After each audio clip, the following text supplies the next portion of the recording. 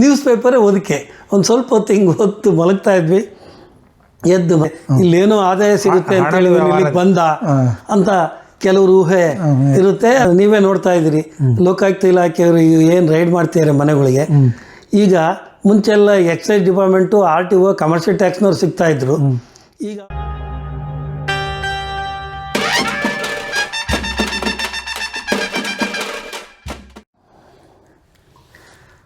ನಾನು ಶಿಕ್ಷಣ ಮಂತ್ರಿಗಳ ಆಪ್ತ ಸಹಾಯಕನಾಗಿ ಅಲ್ಲಿ ಹೋಗ್ಬಿಟ್ಟು ಜಾಯ್ನ್ ಆದೆ.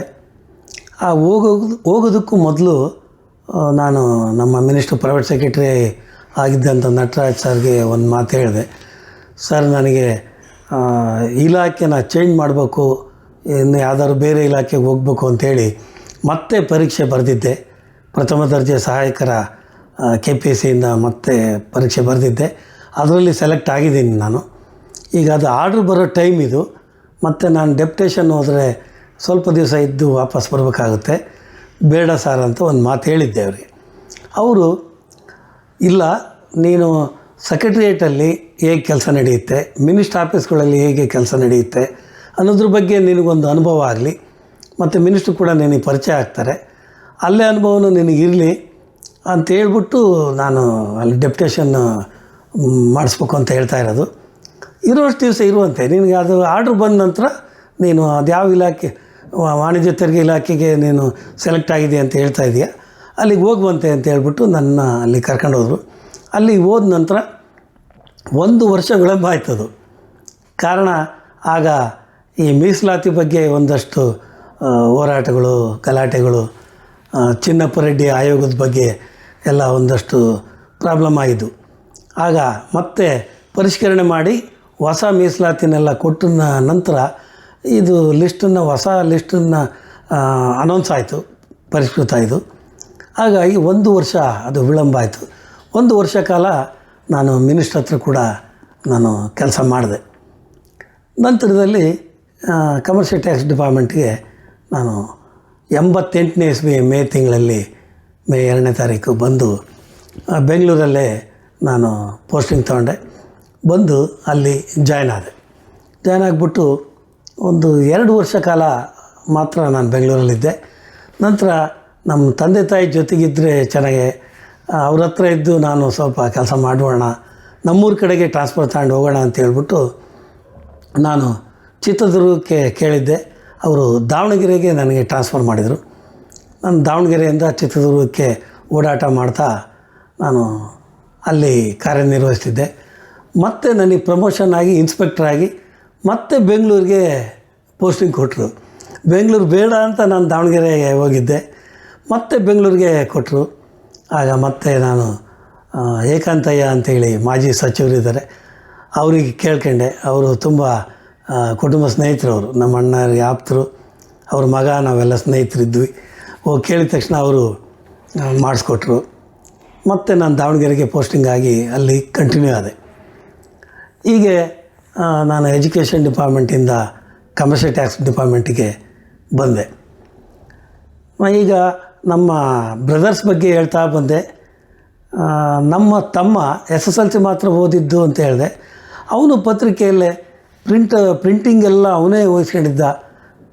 ಅದಕ್ಕೋಸ್ಕರ ಬೇರೆ ಯಾರೋ ಕೆಲಸಗಾರನ ನಾವು ಇಟ್ಕೊಂಡಿದ್ದಿಲ್ಲ. ಬ್ರಹ್ಮಗಿರಿ ಪ್ರಿಂಟ್ ಆಗ್ತಿದ್ದಿದ್ದೇ ಅವನು.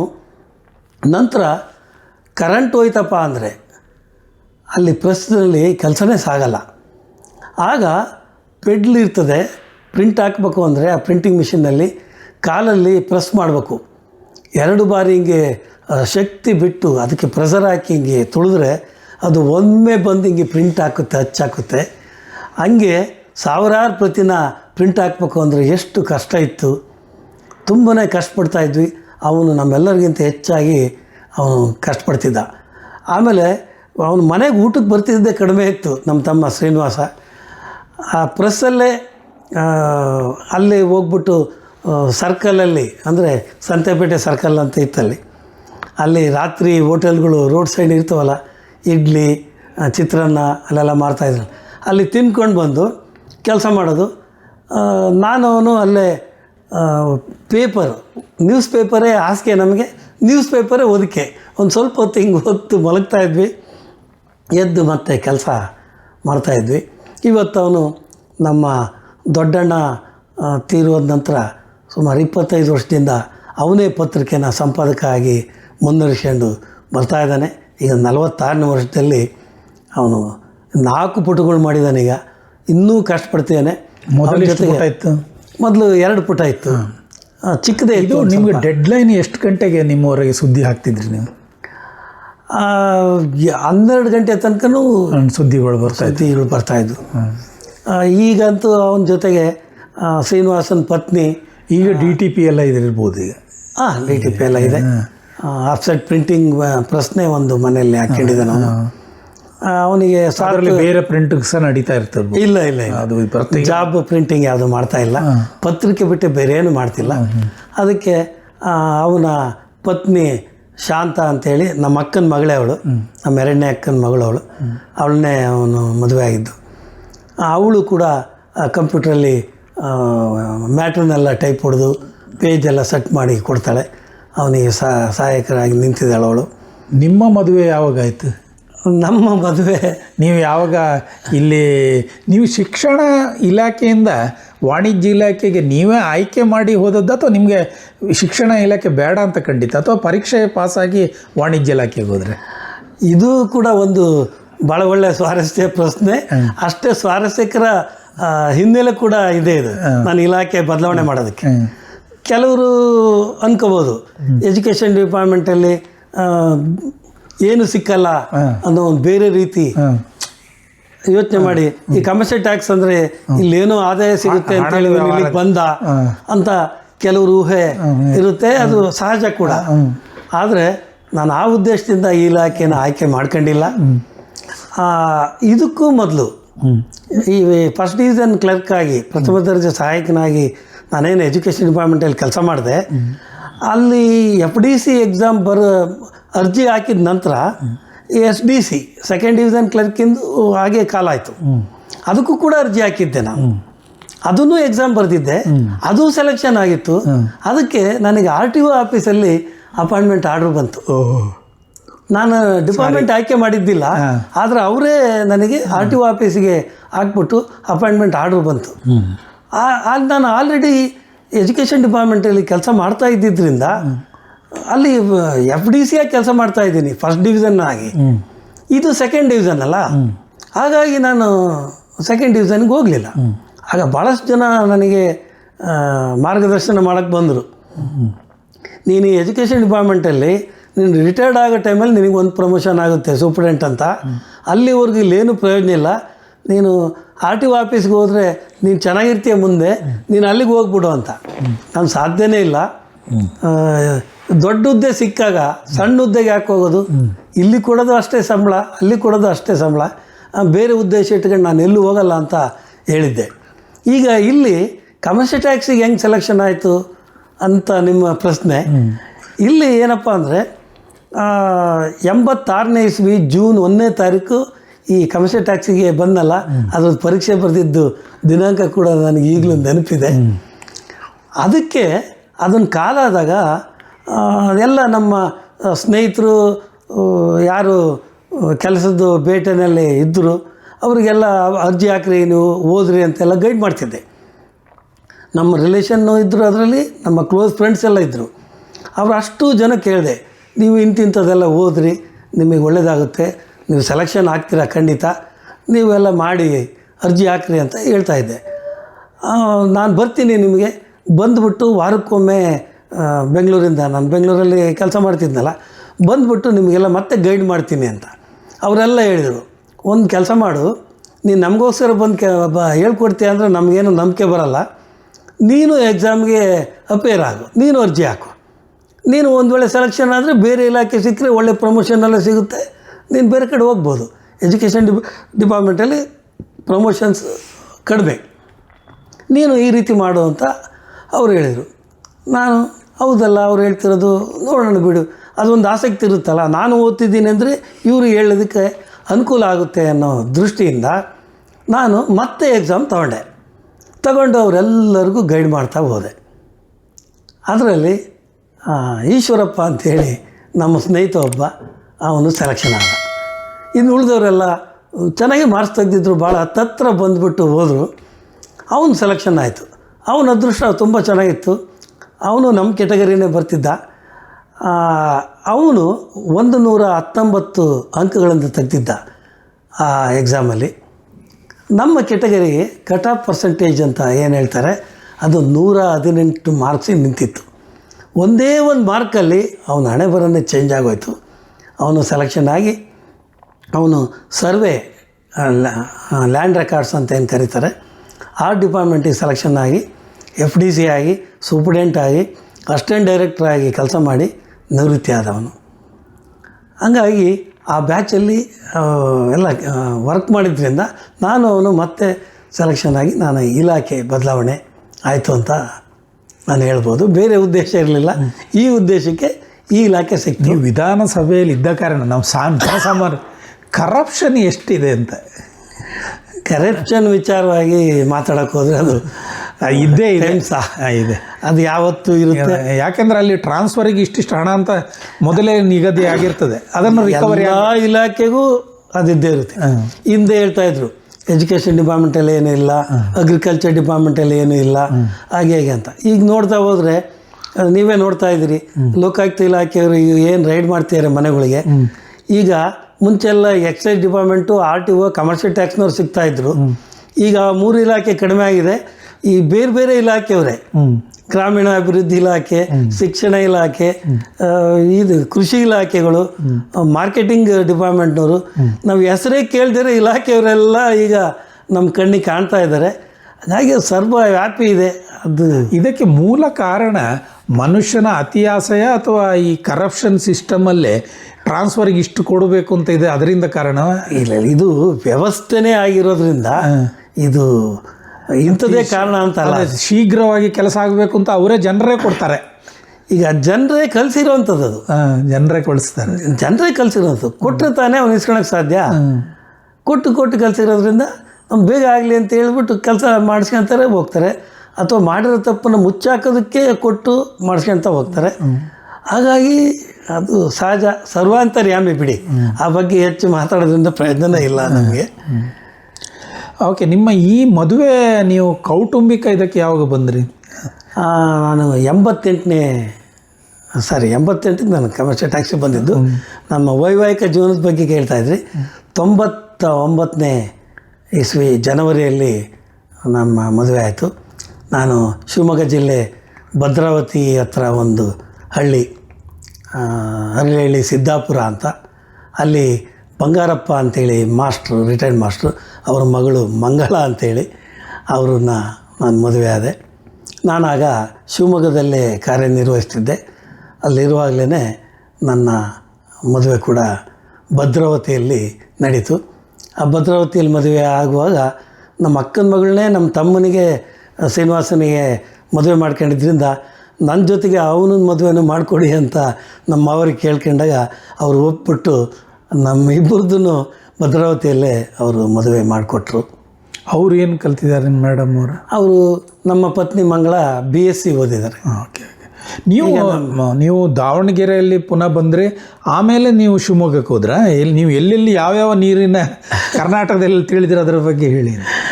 85ರಲ್ಲಿ ನಾನು ಬೆಂಗಳೂರಿಗೆ ಎಜುಕೇಷನ್ ಡಿಪಾರ್ಟ್ಮೆಂಟಿಗೆ ಬಂದೆ.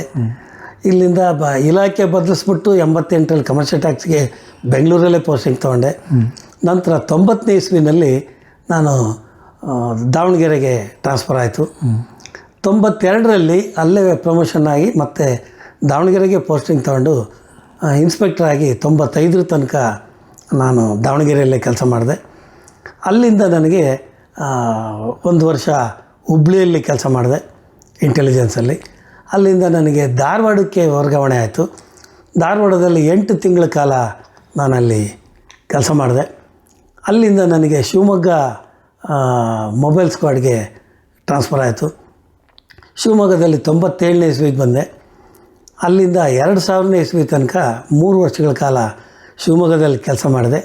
ಅಲ್ಲಿರುವಾಗಲೇ ನನ್ನ ಮದುವೆ ಕೂಡ ಆಯಿತು. ಶಿವಮೊಗ್ಗದಿಂದ ನನಗೆ ಚಿಕ್ಕಮಗಳೂರಿಗೆ ಅಗ್ರಿಕಲ್ಚರ್ ಇನ್ಕಮ್ ಟ್ಯಾಕ್ಸ್ ಅಂತೇಳಿ ಇತ್ತು ಆಗ. ಈಗಿಲ್ಲ, ಆ ಆ್ಯಕ್ಟು ಇಲ್ಲ, ಆ ಆಫೀಸ್ಗಳು ಇಲ್ಲ ಈಗ. ಅಲ್ಲಿ ಕೃಷಿ ವರಮಾನ ತೆರಿಗೆ ಇಲಾಖೆ ಅಂತ ಇತ್ತು ನಮ್ಮಲ್ಲೇ. ಅಲ್ಲೇ ಡಿ ಸಿ ಆಫೀಸ್ಗೆ ನನಗೆ ಟ್ರಾನ್ಸ್ಫರ್ ಆಯಿತು. ಅಲ್ಲಿ 5 ವರ್ಷಗಳ ಕಾಲ ನಾನು ಅಲ್ಲಿ ಕಾರ್ಯನಿರ್ವಹಿಸಿದೆ. ಅಲ್ಲಿ 5 ವರ್ಷ ಕಳೆದ ನಂತರ ನನಗೆ ಮತ್ತೆ ಹರಿಹರಕ್ಕೆ ಟ್ರಾನ್ಸ್ಫರ್ ಆಯಿತು. ಹರಿಹರದಲ್ಲಿ 2005ಕ್ಕೆ ಬಂದೆ. ಆಗ ವ್ಯಾಟ್ ಆ್ಯಕ್ಟು ಜಾರಿಗೆ ಬಂತು.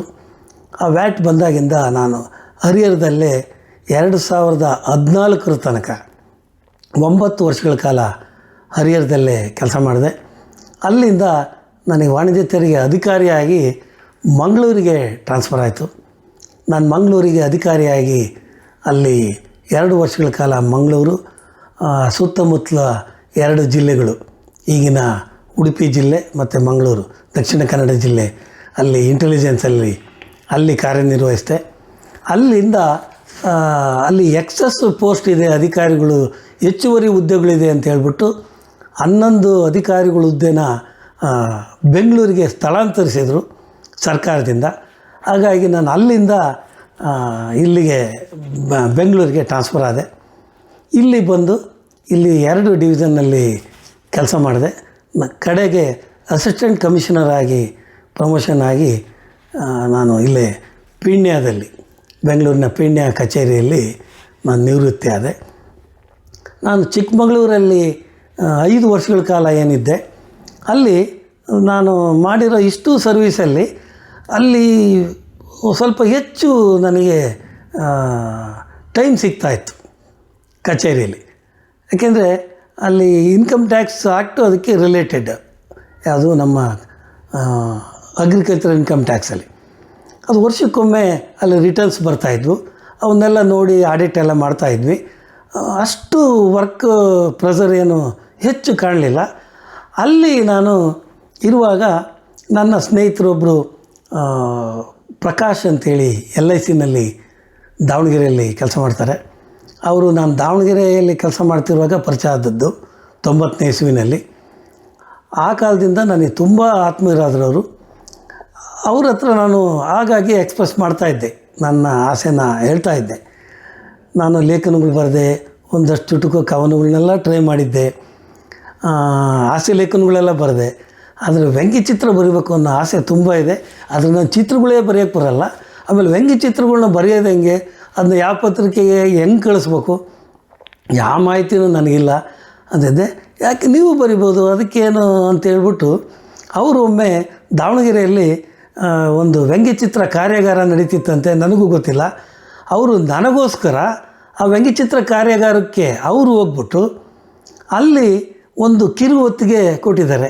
ಎಲ್ಲರ ಪರಿಚಯ ಇದ್ದು ಒಂದು ಪುಸ್ತಕ, ಅದರಲ್ಲಿ ಯಾರೋ ಒಬ್ಬರು ಒಂದು ಲೇಖನ ಬರೆದಿದ್ದಾರೆ, ವ್ಯಂಗ್ಯಚಿತ್ರನ ಹೇಗೆ ಬರೀಬೇಕು ಅನ್ನೋ ಒಂದು ಸಣ್ಣ ಮಾಹಿತಿ, ಇದೇನಾದ್ರು ನಿಮಗೆ ಹೆಲ್ಪ್ ಆಗ್ಬೋದು ನೋಡಿ ಅಂಥೇಳಿ ಆ ಒಂದು ಹೊತ್ತಿಗೆನ ಆ ಕೃತಿನ ನನಗೆ ಅವರು ಪೋಸ್ಟ್ ಮಾಡಿ ನನಗೊಂದು ಸುದೀರ್ಘ ಪತ್ರ ಬರೆದ್ರು. ಅಲ್ಲಿಂದ ಆ ಪತ್ರ ಎಲ್ಲೋ ಇದೆ ಅನಿಸುತ್ತೆ, ಅದು ಇಟ್ಟಿದ್ದೆ, ನೋಡ್ತೀನಿ ಅದು ಸಿಗ್ತದೇನೋ ಗೊತ್ತಿಲ್ಲ. ಅದರಲ್ಲಿ ಹೇಳಿದರು, ಯಾರು ಬೇಕಾದರೂ ಆಗ್ಬೋದು ವ್ಯಂಗ್ಯಚಿತ್ರಕಾರ, ಅದಕ್ಕೇನು ಡಿಗ್ರಿ ಓದ್ಬೇಕಾ, ಇನ್ನು ಯಾವ ಪುಸ್ತಕ ಅದು ಗೊತ್ತಿಲ್ಲ. ವ್ಯಂಗ್ಯಚಿತ್ರ ಸ್ವಲ್ಪ ಮರ್ತೋಗಿದೆ, ಅದು ಯಾರು ಬರೆದದ್ದು ಗೊತ್ತಿಲ್ಲ. ಅಲ್ಲಲ್ಲ, ಅದು ವ್ಯಂಗ್ಯಚಿತ್ರಕಾರರ ಪರಿಚಯ ಇರೋಂಥ ಪುಸ್ತಕ. ಪುಸ್ತಕ ವ್ಯಂಗ್ಯ ತರಂಗ ಇರುವ ಅದೇ ಪರಿಚಯ ಮಾಡಿಸೋಂಥದ್ದು. ಇತ್ತೀಚೆಗೆ ಒಂದು ವ್ಯಂಗ್ಯಚಿತ್ರಕಾರ ಸಂಘದಿಂದ ಬಿಡುಗಡೆ ಆಯ್ತಲ್ಲ, ಆ ರೀತಿ ಒಂದು ಮಾಡಿದ್ರು. ಅದ್ರಾಗ ಒಂದು ಸಣ್ಣ ಲೇಖನ. ಆ ನಂತರದಲ್ಲಿ ಹೌ ಟು ಡ್ರಾ ಕಾರ್ಟೂನ್ಸ್ ಅಂತೇಳಿ ಒಂದು ಇಂಗ್ಲೀಷ್ ಬುಕ್ಕನ್ನು ಸಪ್ನಾ ಬುಕ್ ಸ್ಟಾಲಲ್ಲಿ ತಗೊಂಬಂದೆ. ಆಗ ಈಗ ನನಗೆ ಎಲ್ಲ ಇಮೇಲಲ್ಲೇ ನಾವು ಡಿಜಿಟಲ್ ಯುಗದಲ್ಲಿ ಇದೀವಿ. ಈಗ ನಿಮಗೆ ಯಾವ ವ್ಯಂಗ್ಯಚಿತ್ರಗಳು ಹೆಚ್ಚು ಆಕರ್ಷಣೀಯವಾಗಿತ್ತು, ಯಾರಾಗೆ ನಿಮ್ಗೆ ಬರೀಬೇಕು ಅಂತ ಕಾಣ್ತಾ ಇತ್ತು, ಹಾಗೇನರಿತ್ತ ವ್ಯಂಗ್ಯಚಿತ್ರಗಳು? ನಾನು ಚಿಕ್ಕಂದಿಂದ ಹೆಚ್ಚು ನೋಡಿದ್ದು ಅಂದರೆ ಜೇಮ್ಸ್ ಫ್ಯಾಜ್, ಗೇಲಾ ಅಂತ ಒಬ್ಬರು ಬರೆಯೋರು. ಆ ನಂತರದಲ್ಲಿ ಗೇಲಾ ಅಂತೇಳಿ ಬರೀ ಅವ್ರದ್ದು ಕ್ಯಾಪ್ಷನ್ನೇ ಇರ್ತಾ ಇರಲಿಲ್ಲ. ಅದು ರಾವ್ ಅಂತ ಅವರು ಮೂಲ ಹೆಸರು ಗೊತ್ತಿಲ್ಲ, ಗೇಲಾ ಅಂತ ನಾನು ನೋಡಿದ ನೆನಪು. ಎಲ್ಲ ವಿಶೇಷಾಂಕಗಳಲ್ಲಿ ಅವರು ಚಿತ್ರಗಳು ಇರ್ತಾಯಿದ್ವು.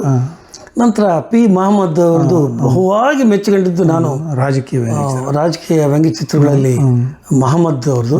ಆಮೇಲೆ ಜೇಮ್ಸ್ ವೇಜ್ನವ್ರದ್ದಂತೂ ತುಂಬಾ ಇದು ಮಾಡ್ತಿದ್ದೆ. ನಾಡಿಗ್ ಅವರು ಬರೆಯೋದು ಅಂತ ಬರೆದಂಥವ್ರು ಸಾಕಷ್ಟು ನೋಡ್ತಾ ಇದ್ವಿ. ಆ ನಂತರದಲ್ಲಿ ಕನ್ನಡಪ್ರಭದಲ್ಲಿ ನರೇಂದ್ರ ಅವರು ಬರೆದಿದ್ದನ್ನು ನೋಡ್ತಾ ಇದ್ವಿ. ನಂತರ ಶೃಂಗೇರಿ ಸತೀಶ್ ಅವರು ಬರೆದಂಥದ್ದು. ಇತ್ತೀಚೆಗೆ ತುಂಬ ಜನ ಬರಿತಾ ಹೋದ್ರು, ಎಲ್ಲ ನೋಡ್ತಾ ನೋಡ್ತಾ ನೋಡ್ತಾ ಬೆಳೀತಾ ಬಂದ್ವಿ. ಚಿತ್ರದುರ್ಗದಲ್ಲಿ ಯಾವ ವ್ಯಂಗ್ಯ ಚಿತ್ರಗಾರರು ಇರಲಿಲ್ಲ ನಿಮಗೆ? ಚಿತ್ರದುರ್ಗದಲ್ಲಿ ನಾನು ಕಂಡಾಗ ಯಾವ ವ್ಯಂಗ್ಯ ಚಿತ್ರಕಾರ ನನಗೆ ಈವರೆಗೂ ಕಂಡಿಲ್ಲ. ಬಹುಶಃ VRC ಶೇಖರ್ ಅವ್ರು ಸಿಗ್ತಾ ಇದ್ರು ಅಂತೇನೆ ಹೇಳಿದರೆ. ಈಗ ನಮ್ಮ ಮಾಜಿ ವ್ಯಂಗ್ಯ ಚಿತ್ರಕಾರರ ರಾಜ್ಯ ಮಾಜಿ ಅಧ್ಯಕ್ಷರು VRC ಶೇಖರ್ ಅವರು, ನಾನು ಮೈಸೂರಲ್ಲಿ MA ಓದ್ತಾ ಇರುವಾಗ ತಾರಾಸು ಮನೆಗೆ ಹೆಚ್ಚು ನಾನು ಹೋಗ್ತಾ ಇದ್ದೆ. ಯಾಕೆಂದರೆ ಅವ್ರ ಮನೆಯಲ್ಲಿ ಇದ್ದೆ. ನಾನಾಗ ಪ್ರತಿ ಭಾನುವಾರ